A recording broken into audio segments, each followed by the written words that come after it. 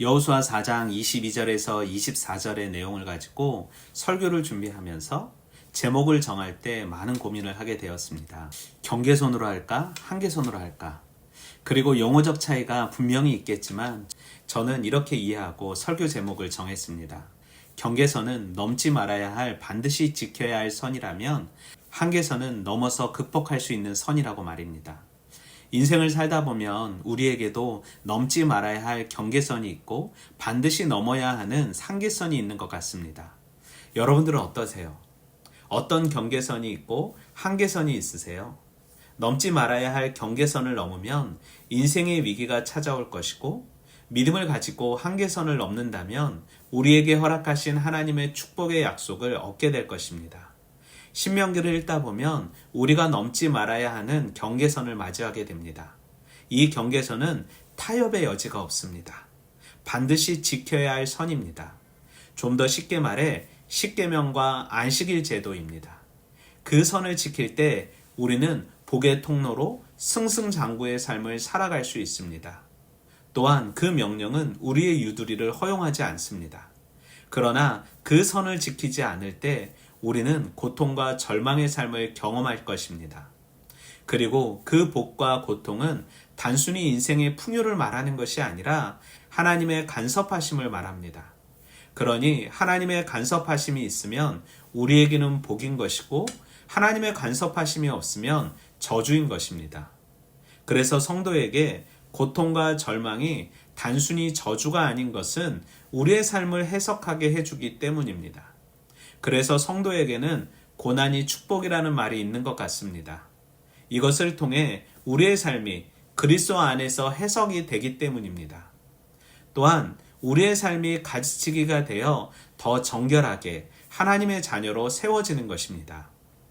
출애굽한 이스라엘은 하나님의 백성으로, 하나님의 자녀의 정체성으로 두 가지 선, 경계선과 한계선을 가지고 있었습니다. 하지만 이들은 경계선과 한계선의 차이를 깨닫지 못하고, 넘어야 할 선은 넘지 못하고 넘지 말아야 할 선은 너무나도 쉽게 넘나드는 것을 보게 됩니다. 출애굽한 이스라엘 백성들이 넘어야 할 영적 한계선은 두 곳이 있었습니다.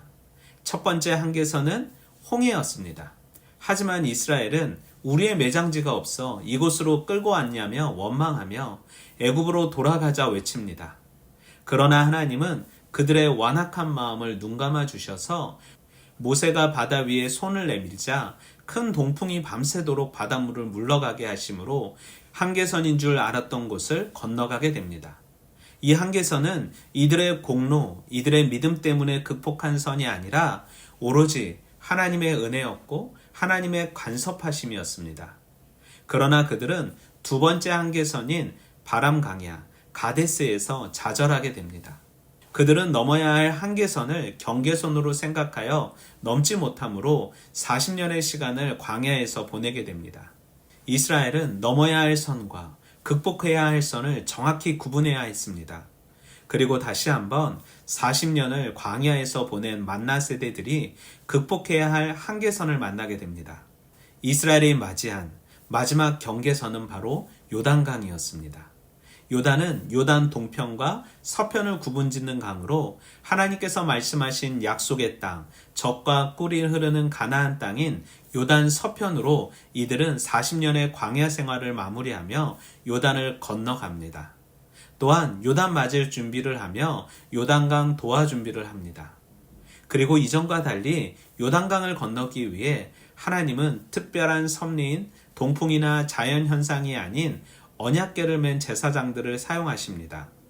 바로 온 땅의 주 여호와의 궤를 맨 제사장들의 발바닥이 요단물을 밟아야 한다는 것입니다.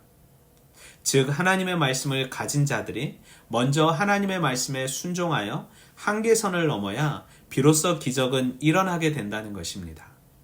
이스라엘 앞에 놓인 한계선, 말씀과 동행할 때 그 한계선은 한계선이 아닌 출입구가 되는 것입니다. 성도는 인간이 세워놓은 한계선을 넘어가야 합니다.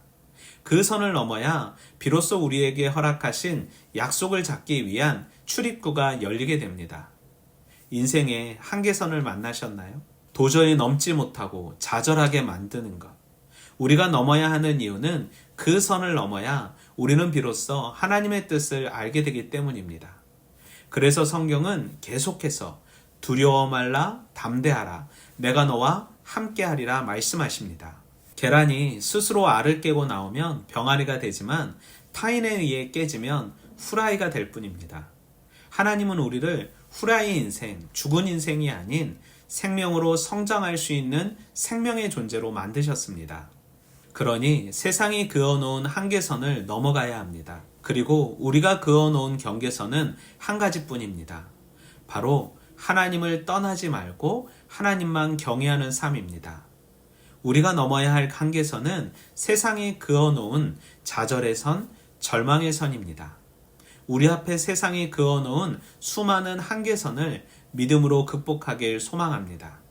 그 선을 넘어야 우리는 비로소 승리의 면류관을 얻을 수 있게 될 것입니다. 그렇다면 어떻게 경계선과 한계선을 구분할 수 있을까요? 이때 필요한 것이 바로 분별력입니다.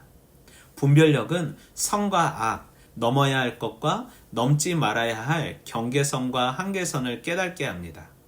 분별력이 없기에 우리는 흔들리는 것입니다. 흔들린다는 것은 우왕좌왕, 갈팡질팡, 허둥지둥한다는 말입니다. 그러기에 우리의 삶은 바삐 살아가지만 날마다 허무만 경험하게 되는 것입니다.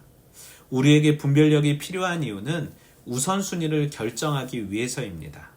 우선순위가 결정되면 우리는 택해야 할 것과 포기해야 할 것이 결정나게 됩니다.